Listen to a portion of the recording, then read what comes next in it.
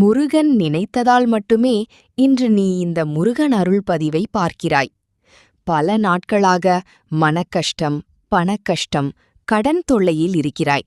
அதை மற்றவர்கள் அறியாமல் இருக்கலாம். ஆனால் உன் அப்பன் முருகன் அறிவான்.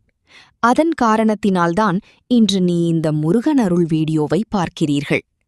முருகனை நம்பி ஓம் முருகா போற்றி என்று பதிவிட்டு வீடியோவை கடைசி வரை பார்க்கவும்.